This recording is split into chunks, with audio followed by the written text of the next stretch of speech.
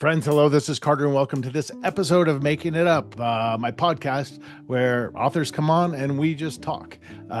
Usually, so it's interesting because I only record on Tuesdays and Thursdays. I record, but I only record actually once a week. So my calendar is open to be booked on Tuesdays and Thursdays, but once say a Tuesday is taken up, I don't record on a Thursday. So um, as a result of that, I've been fortunate enough where I get booked out pretty far out. 6 or 7 months out is usually when I'm booking because I'm recording only once a week. So then comes the recording day, and then I go to my calendar and I'm like, who am I talking to today? Because I haven't considered this conversation since I booked it 6 or 7 months ago. So to me, it's kind of like how it is to you, the listener. Like I kind of don't know what I'm getting into because I hadn't been thinking about it. So I pull them up and I research them and I don't prepare any questions, but I make sure I know kind of who I'm talking to. And so to me that's great because I feel like I'm at a party where I just met somebody for the first time and they say a few things. I'm like, "Oh my God, you're fascinating. I want to find out more about you."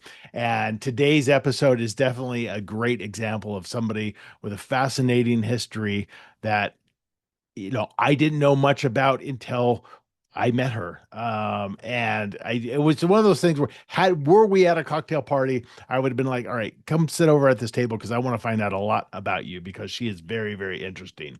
And before we get to her, I am going to shill for my new book. So my new book is When They Find Me, and it comes out on November 10th from Poison Pen Press, the publisher I've been with, I think, for about 7 or 8 books now. And I am so crazy excited for this book. It might be kind of the most intense, paranoia-filled book that I've ever written.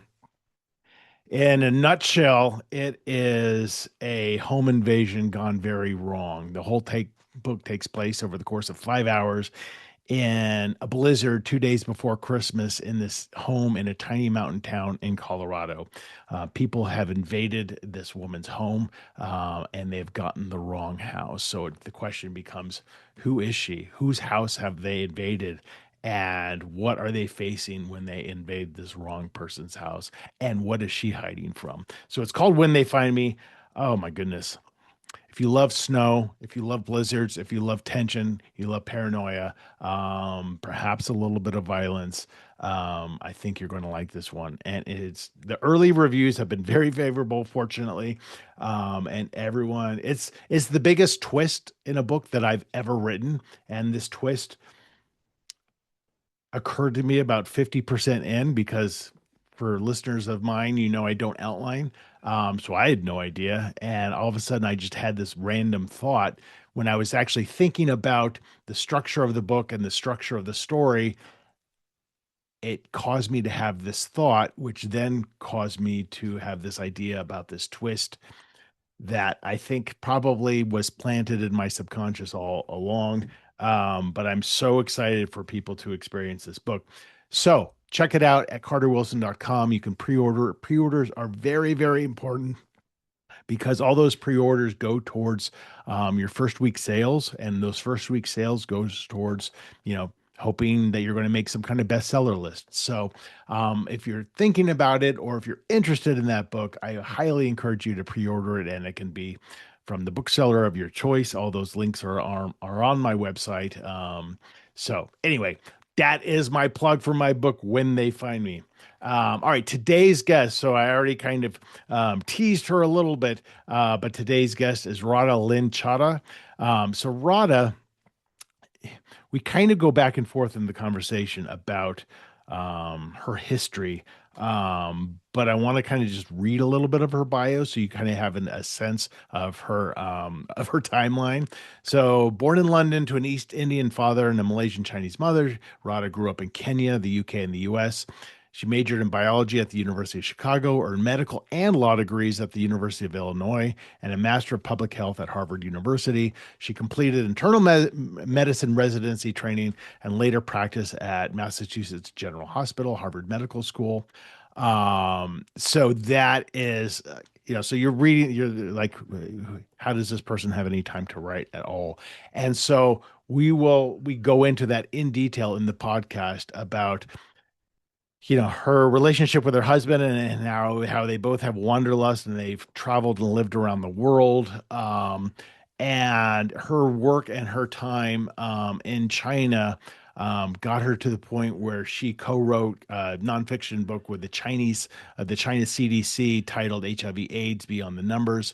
Um, and but through this experience of living in China, and writing and co-writing that book with China's CDC, she had an idea for a story, and that what that did was that culminated in her debut novel titled "And the Ancestors Sing," which is available now. Came out in February 2026.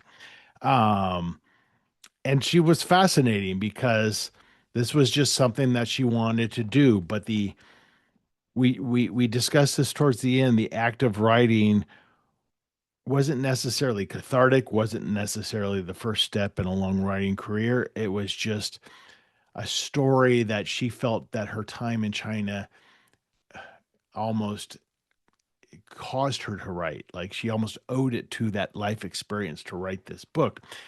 But it's not like she's sitting there now saying, I can't wait to write the next thing. She's like, this book served its purpose for what it needed to do in my life, which is a really beautiful thing because we did talk about being able to let go of your writing, being able to not attach yourself to the outcome of it.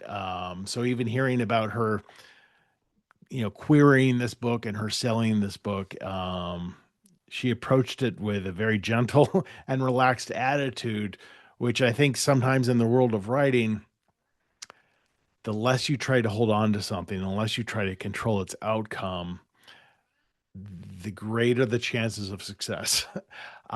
When you're trying so hard and you're so singularly focused on something getting sold, and you're not allowing yourself to let it go a little bit and start thinking about the next story, um, you know, every rejection then becomes that much more painful. So she approached this with a very relaxed attitude because her expectations, she didn't put such high expectations on herself for it, and it became a very successful release. So it's fascinating to hear because it wasn't the conversation that I typically have with many of my guests.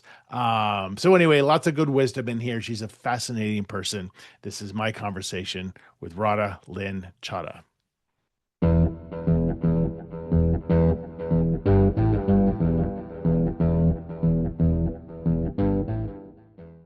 So where are you in a hotel? Where are Yes. you? Okay. So I am I'm at SFO at San Francisco Oh, Airport okay, at the yeah. Grand Hyatt. My husband just started a job out here in San Francisco. We're based in Philly. Yeah, So yeah, I saw on your website Go Birds. So yes, my exactly. brother-in-law is, yeah, I mean he's 74 and he could tell you who played in the 50. I mean, he could tell you everything about the Eagles. Yeah. Well, Eagles fans they're in a They're category unto themselves. they're a little Um, insane. but my husband just took a job in San Francisco. So we are going to be going back and forth. So we are here and we are just kind of, yeah, Wow. we just, yeah, That's a it's going to be the bi-coastal coast to experience. coast. Yeah, yeah, that's a Exactly. haul. Well, it's I know. it's it's interesting just obviously looking at your history and your bio. I don't know if there's a country you haven't lived in, but We just did, like everywhere. yeah. You grew up in Kenya, right? I was born in the UK, lived a little while in Kenya, when I was a little girl. Ended up back in the UK, US, Taiwan, China, and now back in the US. And I think we're very amenable to. I married a great guy who, like me, clearly has wanderlust, and we both are pretty up to, trying out new geographic spots and spaces. So it doesn't And you have scare us too. kids? I have two daughters Yeah. who are just as people have, the term launch, like have you successfully launched? I don't know that I like that phrase, but they are just freshly graduated from college. One is 1 year out, the Okay. other one just 2 or 3 weeks out, and they're doing their own thing in New York and Boston, and Yeah. that's a lot of fun. Yeah. It's so important to, and I speak from a very small worldview, but I traveled, a fair amount as a kid.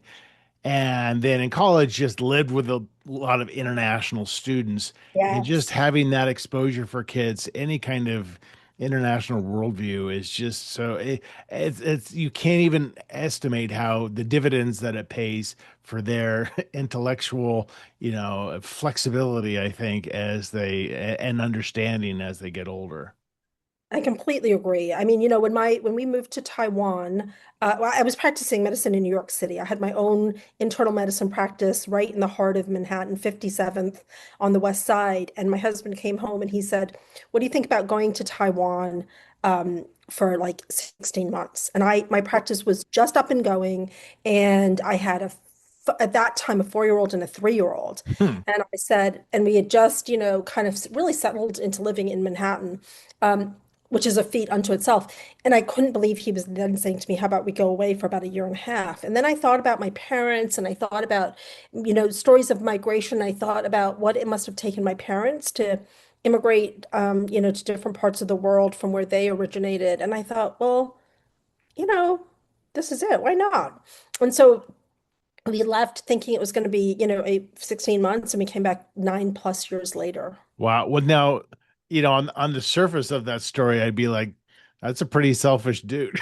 But I don't know if it was a job offer or whatever, but even if it was just like, let's shake up our lives, there's Right. definitely something to be said about that of like, let's that because that's scary, right? Let's do something that's scary and unknown. I mean, I know you had some connection, obviously, but I don't know language barriers if those were an issue, but No, no language. We did not speak a word of Mandarin. None of us wow, knew any that's really Mandarin. scary.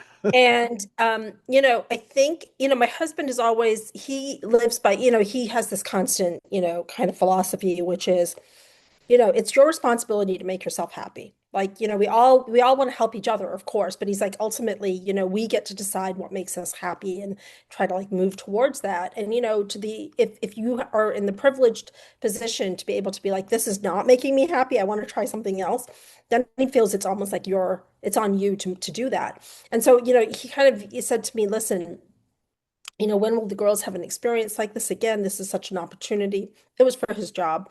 And he said, "And if we don't like it, we're just coming right back. We're Right. coming back." And I said, "Well, what if we don't like it and we know that in the first like 60 days?" Mhm. And you've agreed to go out there for a year and a half. He goes, "Well, the worst thing is I say, 'Oh, I'm coming back,' and then my job is like, 'Okay, well, you're fired.'" And he's like, "Worst things could happen." And I thought, Yeah, you yeah, find something else. yeah. That's a very like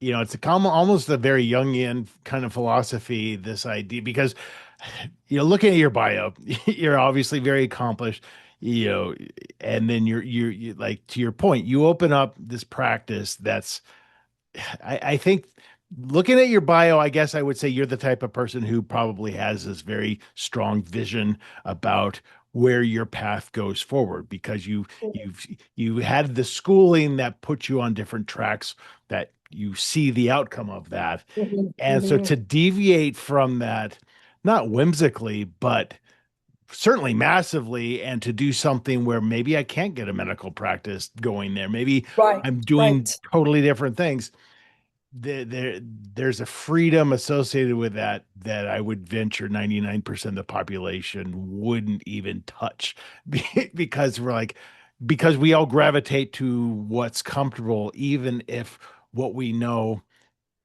isn't maybe the best thing for us. Right. I think that's a great point. And so, when I was a kid, when we immigrated to this country, I was 9. When my dad is Indian, was Indian, he passed away, and grew up in Kenya. My mom is Chinese, grew up in Malaysia. They met in the UK, which is where I was born. And then they came to the US when I was 9. And I tell this story all the time. My dad, every 2 weeks, Carter, without fail, at the dinner table, would ask me, "What is your plan?" Every 2 weeks, "What is Right. your plan?" He's like, "We're immigrants to this country. You have to have a plan." I was 9 years old. I had no plan. I mean, my plan, was, chores and then fun, like Right. getting Get through out, this conversation. This is my yeah, plan, Dad. yeah, getting out to play Foursquare with the kids on the block. I Yeah. mean, or tetherball or whatever it was back then. And so I just remember that. And I remember then being 12 and loving my history class in English. And he coming up, my English class, I'm sorry, in high school. And I came home and I said to him at 12, I said, "Dad, I have a plan." And he said, "Great, I've been waiting." And I said, "Well, I'm going to be a historical fiction writer. Hmm. And he did not miss a beat. He said, no. Hmm. He said, he said, that's not a Let's talk plan. about plan B. And he's like, I realize now I've been waiting for you to give me a plan. He's like, I have to give you the plan. And so, I think from a very young age, I had this idea of making plans, but then, things don't ever go the way that you think that they're going to go. His plan for me was either medical school or law school. I mean, I think I kind of confounded him and ended up doing both because of my own personal interests. And I wish I could say that it was really, really well thought out. Everything I thought I was going to do, I didn't end up doing any of those things. Hmm. And, decades later, I find myself in China and in this very interesting situation where I'm in China, I'm practicing medicine, something I could never have predicted was going to happen. I end up working with the China CDC, also something that I could not have ever envisioned. And a lot of people would have been shocked. The China CDC has invited you to write a book with them. Yes. And, all of that was a setup then one day for me to, as I was leaving China after being there for so long, and I kind of thought to myself, well, why did I have all of these experiences? We came here for a year and a half. I ended up being abroad for 9 years. I ended up practicing here. I learned Mandarin. I worked with the China CDC. All of that ended up going into this book. And by the way, after I told my dad I wanted to be a historical fiction writer, and he said, no, it's not like I pined for that career. I just thought, oh, okay, my dad Right. knows best. Right. I wasn't like, chomping at the bit to write a book and the whole time kind of being like, oh, woe is me. I'm in medical school. No, not at all. I just kind of was like, oh, okay, I guess that's not the path. And then here I am decades later, and I have all of this amazing material for Right. a historical fiction book. I mean, that's the beauty of the journey of life, right? Because it's so unpredictable if you allow yourself to be immersed in that kind of chaos. But I totally get your dad's point, right? And I think this is evidenced with a lot of people who emigrate from one country to another. It's usually attached to a story of like, we had to really work hard Yes. to create this life. Now don't screw it up. So it's like you saying I want to write. I mean, even a well-established, comfortable family would be like, that's you're insane. Yeah, Uh, no, my father was like, how about you write when you're in your 80s? right. That's what he said to me. He said, let's be realistic here about what this whole, how this whole thing works. And I understand. I never held it against him. I never thought that was like bad advice. I just was like, oh, okay. So all that experience to go into the book. Now, are we talking because you did co-write the book with the Chinese CDC, the HIV/AIDS Beyond the Numbers? Right. Um, so I mean, so you're writing this book, which is obviously very different than writing Very different. fiction. Yes. And Yes. I can only assume it was really difficult, not only heavy subject matter, but just that kind of, scientific medical book is Yes, completely different, right? a So the lot of book that research. the China CDC book was a research-packed book, and it was a public health book. It was really written to help other countries around the world, other public health agencies, to kind of learn about how China had experienced the HIV/AIDS epidemic and what they Mhm. had done from a public health standpoint to tackle the epidemic.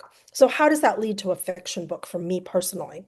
Well, one of the things that I had exposure to in writing that book was amazing primary research. And one of the gifts I really considered a gift is I was allowed access to interviews that have been conducted with sex workers in the 1980s in China Oh, by wow. health officials. They followed about 57 female sex workers for 5 years. Yeah. And if you'd asked anybody in the 80s in China, what are you doing about, the sex work industry and the HIV/AIDS epidemic, they would have said, we don't have sex workers. Right, right, right. There is And no HIV in this country, by the way. we don't have sex workers because it's illegal and immoral. Right. And but really, of course, public health workers were doing what public health workers needed to do. And so here I am now in the 2000s, and I'm getting access to these transcripts. And there was so much fascinating public health information in those transcripts. Mm-hmm. But Carter, what was much more interesting, and I know you know this because you're a writer, you're a storyteller, and you love having conversations with people. You know, over 5 years, the women that were followed and were interviewed, they ended up in deep conversations with these public health workers who kept coming back, every several months to kind of ask them what was going on and how life was going. And so, sure, there was public health data in there, about partners, about, going to see the doctor, about screenings, all of that kind of stuff. But it was all the interstitial stuff that was fascinating to me. It was Sure. all the it was all the hopes, the dreams, Right. all because most of the times the transcript would start, the interview would start with like, how are you? I mean, you Right. don't jump into, so tell me about your last visit to the doctor. I mean, they would get Right. there, Right. but of Right. course it was all the, how are you? What have you been doing? What have you been up to? And in that were these amazing stories, these amazing, kind of human journals. Right. It's all because you think about their position as not only a marginalized community, but an illegal community. Yes, And in order to, I mean, I can't even imagine the steps to take to get the trust to talk to a public health yes, worker. Yes, yeah. maybe they're not law enforcement, but they're public. They work for the government. But once you get over that hump, it's like somebody's interested in me. Somebody's seeing me. Yeah, yeah, Somebody's listening to me. yeah, And so, in there, hopes, dreams, ideas of what life might look like after that yeah, part of a woman's life, yeah. things that I think we often don't think about when we think about, like sex workers or any marginalized group. We kind of identify them in their marginalized state. We don't think of them as whole people with all kinds of ideas and thoughts and dreams and Right. ideas of possibility. So Yeah. you have this rich material, you have Yeah. this deeply rooted desire to be a writer who Yes. that comes from wherever that comes from. We have Yes. never been able to identify that with any of the people I talk to. It's just this, it's like a strand of DNA that you're born with, right? Yeah, And I agree. somehow it's going to evidence itself at some point in your At some life. point.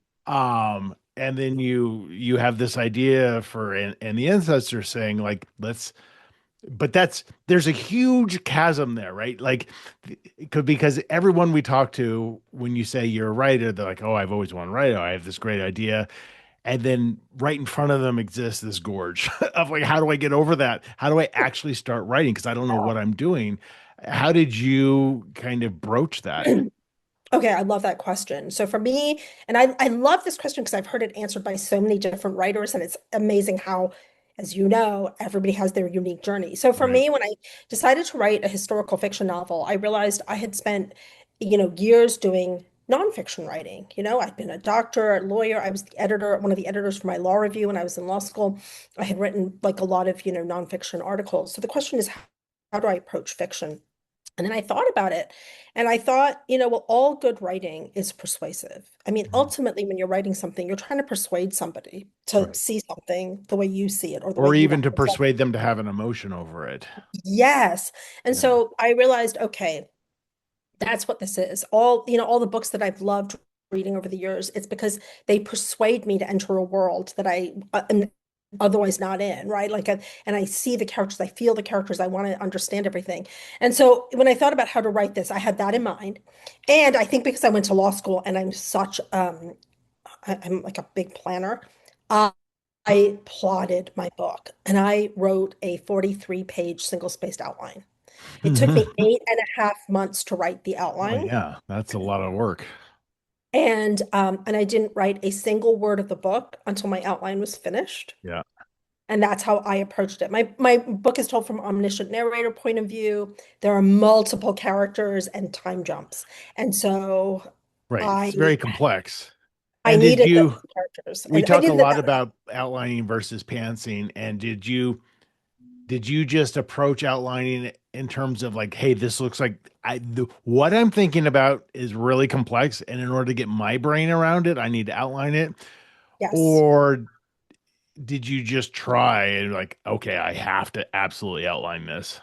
No, it was more like that. I didn't want to lose strands. I Sure. didn't want to lose a character along the way. I didn't want the characters to do something later on that hadn't been earned, right? So sometimes I feel like when you read books, for me, one of my things that I think always catches me, or I will do a double take, is if I read something, if the character does something all of a sudden, and I'm like, well, where did that come from? Right. And sometimes that is the goal of the author. The author's trying to have you have that kind of moment where it's startling in that way. But oftentimes it's almost like a shortcut. It's Yeah, it almost can like feel cheap. Yeah. yeah, you don't feel like it was earned. You don't feel like there was enough that built up to the character to for you to believe that the character will do that. And I was really worried with my book that that might happen because there are quite some dramatic things that happen at the end, some really big, decisions that have to be made. And I needed you as a reader to believe that, maybe that was not the decision you, the reader, would have made, but you weren't going to sit there and go, "Oh no, that character would never have made that Right. decision." And that's it. That is like what you're talking about is such a difficult thing to achieve because most of the time, because we're so close to it, we can't see like in our minds, they've totally earned it, but we don't know if we've expressed it. But I think layering on top of that is an omniscient point of view with, you know, potentially dozens of characters. That creates an automatic distance between the reader and the characters because I'm only spending Yes. so much time with each character and I'm not in their head. Right. And so that's even that you've raised the bar higher to have that, earning of Yeah. decision making where you really have to layer in little things like, yes, they would make this decision as weird as it seems. Exactly. And I think, and I didn't even know that that was a thing that I was chewing off. I didn't realize that I was biting off and trying to chew. I didn't realize how difficult that omniscient narrator is. Uh, Right. I Yeah. just kind of knew that's how my story was going to be told because I wanted to give you a slice of Chinese life in Right. from this period of time. And I didn't want the slice to only come from one person's point of view. I wanted many different characters, including minor ones that you only meet for a couple pages, Yeah. then they're off stage left or whatever. And so, yeah, so I felt the outline was super important for me to understand and to keep track of everybody and to, um, yeah, feel like things were in there that would justify things that came later. Yeah, that makes sense. And I mean, so this sounds like it was a real, probably very difficult thing to write, to pull off. And then I'm just totally talking out of my ass here, and I'm envisioning this. You have this writer who's this first massive work of fiction, Mhm. and you've written something that I'm sure is beautiful, and but it's also very niche, right? It's very like Yeah, it's very specific and I would think would fall under literary fiction. yeah. Now let's go try to sell it. And whereby you have, because this falls into something where it's either like the next breakout, Yeah, Barnes and Noble literary pick of the year, or it's like this is so specific and nuanced and beautiful, but where's the audience? So what was your experience like trying to get an agent, trying to shop the manuscript? yeah, I love that. Carter, so let me tell you one thing that I am so thankful for. When I started writing this book, I knew nothing about how books get Yeah, published. me too. I had been in the academic world where books, they already have a publisher. Like you're Right, writing to what a publisher's right, wanting. You've right, already proposed right. in It's a this nonfiction. university press or whatever. It's a You're right. university press. Like the thing is going to get published, and your audience is not the world. Your audience is, I don't know, probably other academics like who are in that Right. area. And so it was very, very different. And I'm really grateful because I think because of that, I wrote the story that I thought I would want to read, slash, I wanted my daughters one day to be able to read and say, oh, what was our mom thinking for all those years that we were in Asia and we were running around being kids as we Hmm. should and delightful kids. But our mom was kind of a thinking adult. What was she thinking? And Right. then they would be able to read this and understand kind of what some of my thoughts were. And so when it went to getting an agent, I was like, oh, querying. Okay. So just What's I'm an just like, agent? Yeah, that's what what's my an reaction agent? was like. I didn't know what an agent was. Like, who are these people? And do I have to have one? And so I went into the querying trenches. I'm sure like many other wannabe debut novelists. And I sent out like 20 letters or 26 letters or something like that, which seemed like a lot, right? I mean, I was kind of like, oh, wow, that's a lot. Of course, it turns out that's not a lot That's nothing. necessarily. Yeah, That's thing. And I got back from about 26 or 27 letters I sent out, I got back 7 requests for partial or full manuscripts. that's And great. and at that time, I didn't realize that that was actually a pretty good hit rate. So like Oh I was yeah. kind of And so I was really pleased about that. Sent the book out, sent parts of, some people want 5 chapters, some people want the whole thing. Some people do it in stages, and I got through, several gated requests. And, I got really positive responses. Like I got one, please revise and resubmit. I got another one that's like, I love this. Come back to me. I queried in March of 2020, and Hmm.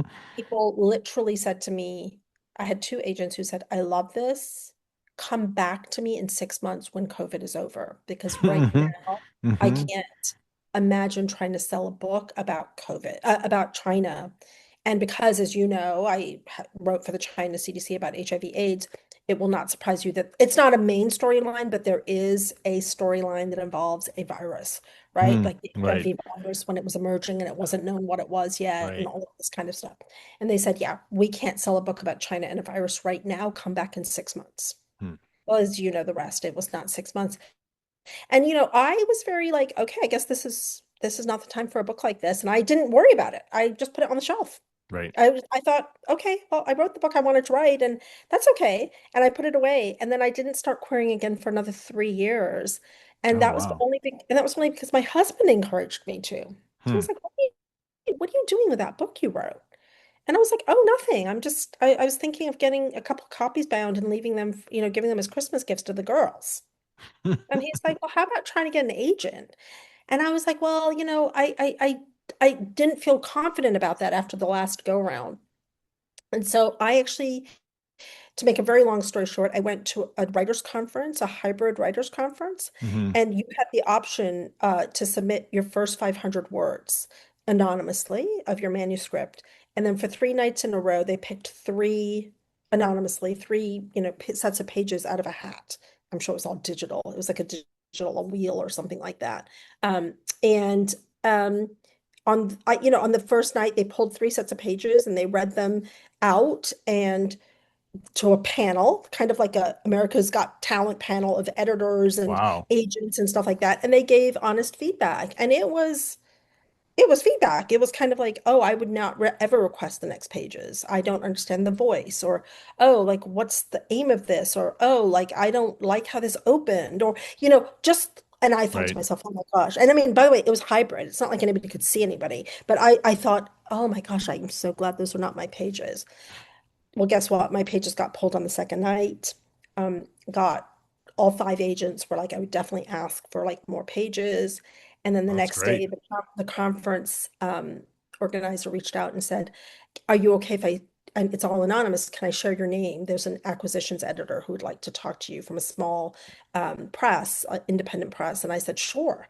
And that was a woman-owned press in Canada Hmm.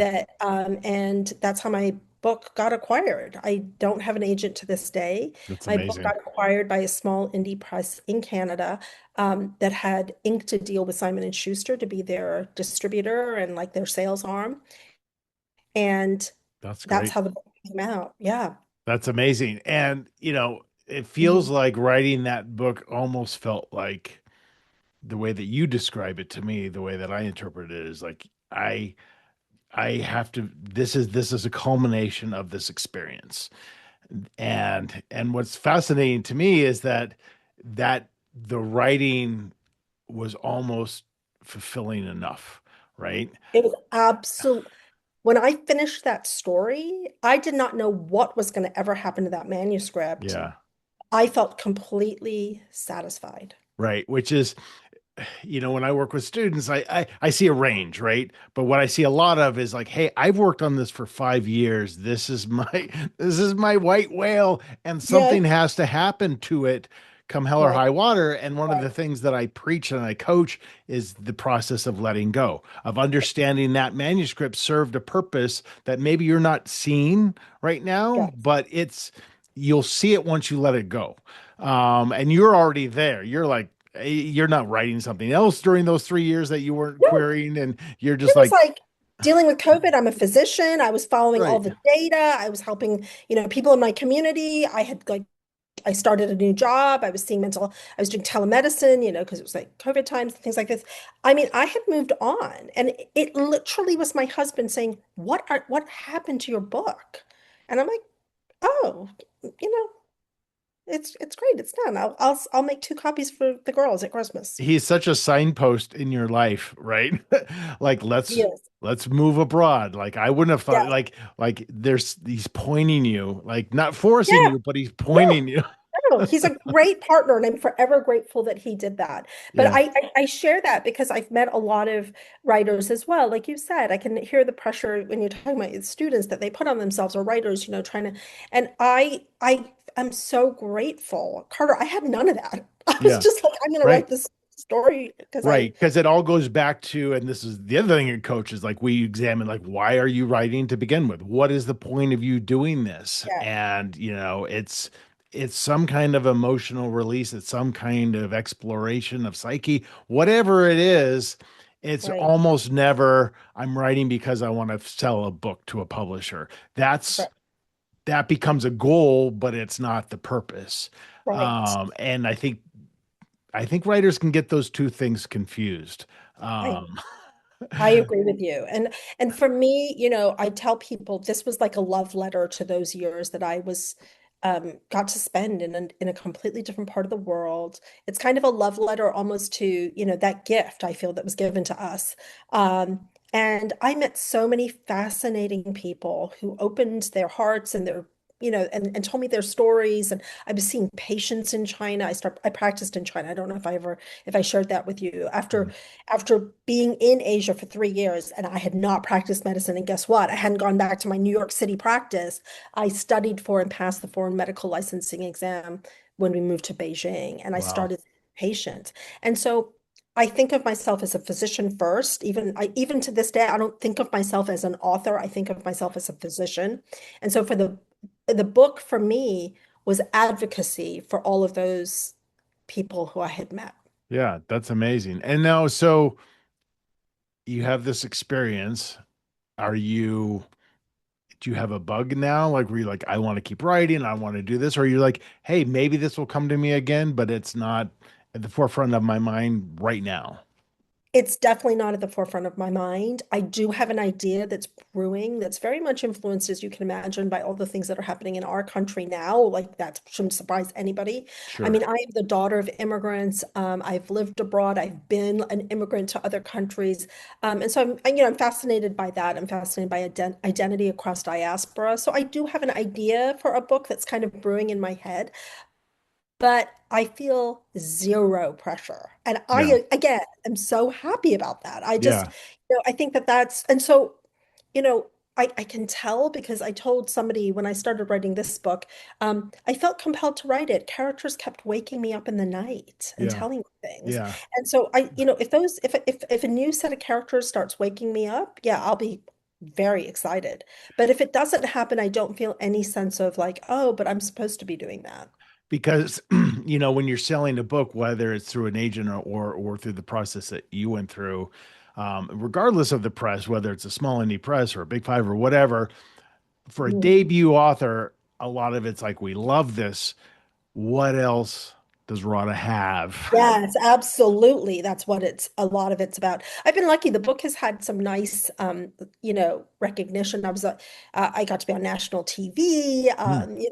It's allowed me to go and give some really interesting talks and, around the country. That's been a lot of fun. Definitely my publisher's like, is there another book? Are you writing something? Are you writing? I hope you're writing. Um, but Right. I don't feel that You're pressure. straight, you're staying true to your own kind of vision of storytelling, which is great. I mean, because you're not it like the way that you identified yourself as a physician first and foremost, that's important, right? And that's very Yeah, telling. It's like this yeah, is, you wouldn't say, well, I'm not going to practice medicine for a few years because I just don't feel like it. I don't feel pressure to practice. That's what you love to do, right? right, right. So that's amazing. That's a great story. Yeah. Um, and we're going to wrap up. Before we do, we have our own little storytelling to do. I don't know if you've heard the podcast before, but this is where we just make shit up. I know, and I don't know why I'm so nervous, Oh but no, okay, no, let's go.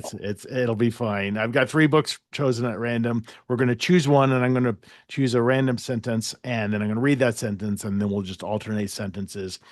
and it'll last for like 2 minutes. It'll be horrible. Okay. It'll be awesome. I've got Mark Guggenheim's In Any Lifetime, Oh, okay. Lou McCreary's The 13th Step, and Mylon Duquang's Ceylon Sapphires.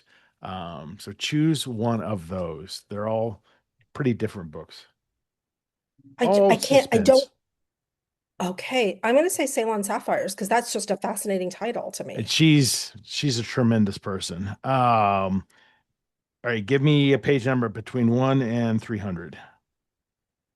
223. Okay, so I'm going to quickly scan 223, see if we can find something that might serve us. Carter, this is brilliant. You do this with your students? No, but I do it with every podcast guest. Oh my gosh. So I feel like so million dollar question. I'm like, I've done okay, this a let's go. lot. Yeah. Well, if I was doing this for $1 million, it'd be a much more successful podcast. All right, you do whatever you want with this sentence. Her anger vaporized at the sight of the two officers striding toward her. She knew she should have left the basket at home, and now she regretted that it was placed under her seat.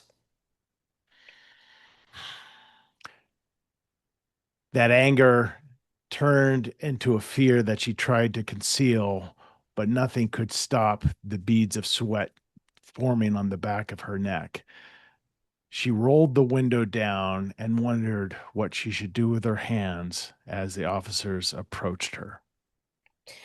She clasped her hands together, trying to draw their attention to what they might be holding. Of course, they helped nothing. She used her left foot and gently pushed the basket further back under the seat, hoping that they didn't notice. Of course, carrying a basket wasn't a problem. It was what was inside the basket. She did the math as she had done so many times before. How many years would this cost her? Could she get off early on probation? What would this do to her family? And all the math suggested that the best course of action might actually be to use her right foot to press on the accelerator.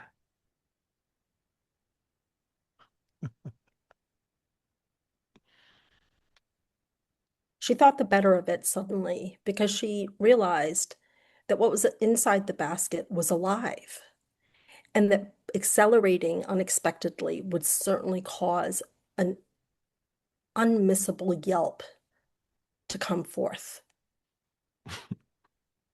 I think we call it there. So I I love it because now you've got something living that is valuable, that is for whatever Right. reason illegal. Yes, I'm thinking of like people who smuggle like exotic pets. Yeah, yeah, totally. Or maybe it's a puppy that has bags of Right. heroin in its intestinal Right, tract. right. Or it's one of those puppies that's inherited like a million, millions of dollars from Right, some right. a deceased previous owner. See, Yes, yes. there's Yeah. so when come back 5 years and we'll talk and you can tell me and when you finish this book about Okay. the exotic puppy and how you sold 5 million copies. It all started with this little storytelling. With this little story time. I love it. I love it. Thank Radha, you. what a pleasure to talk to you and to meet It's been you. so much And fun. you're Thank you, fascinating. Carter. I appreciate it. Yeah, I hope to meet you in person at some point. Absolutely. Go birds. Go birds. Take care. Bye. Bye. All right. That is it. That is my conversation with Radha Lin Chaddah. Great conversation, great storytelling about whatever that was, the multi-million-dollar puppy or whatever the hell is in that basket. So as a reminder, Radha's new release, her debut novel is titled And the Ancestors Sing, and you can check that out and read anything you want to read about Radha on her website, which is just radhalinchaddah.com. And if you're interested in pre-ordering my new book, When They Find Me, which is out on November 10th, head on over to carterwilson.com and you can read all about that book. That is it, friends. That's it for this episode of Making It Up. As always, I appreciate you listening, and another one will be out soon. And in the meantime, and send me an email if you're looking for if you have a guest to recommend or any feedback on the show. You can just email me at carterwilson.com. All right, friends, take care.